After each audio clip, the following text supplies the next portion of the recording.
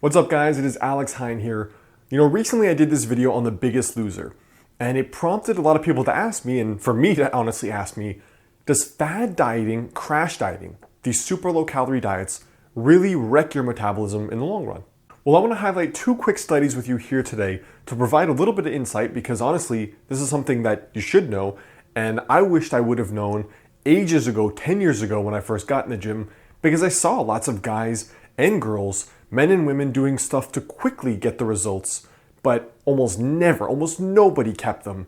And that's fine, but I was curious, were there even longer lasting consequences?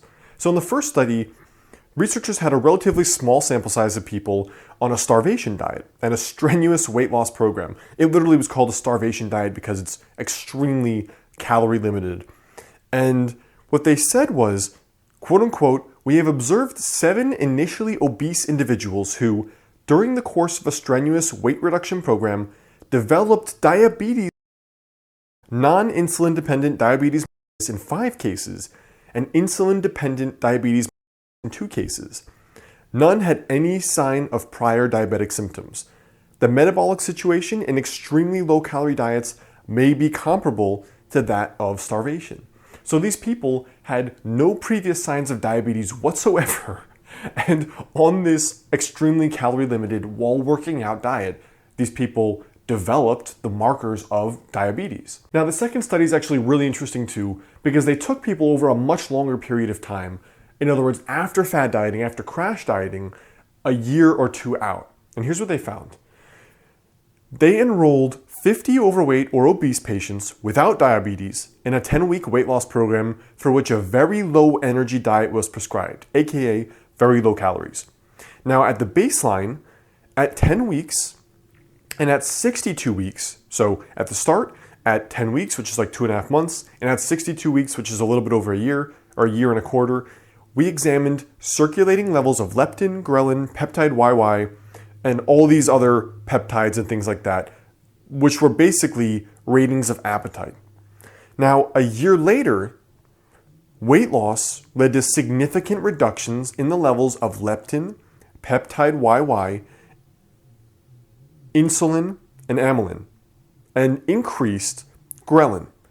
Now, what they said was there was a significant increase in their subjective appetite. So the people felt like their appetite had gone up. Now, here's what's interesting. A year after the initial weight loss, there were still significant differences from their average in the mean levels of their leptin, peptide YY, ghrelin, and so on, as well as hunger. So what that meant was a year after they initially lost weight, these markers of appetite had not gone back to normal, and they were signaling basically the body to regain weight and to keep eating. So this was after a year of them having gone through this process. The body still had not recovered hormonally from the changes and essentially the starvation that had occurred. So basically, that's how you can interpret it. These people, very low calorie diets signal starvation in the body for a reason. Think of us like animals in the savannah. The lower the calories, the body wants to hold on to all the energy reserves because it presumes that it's dying.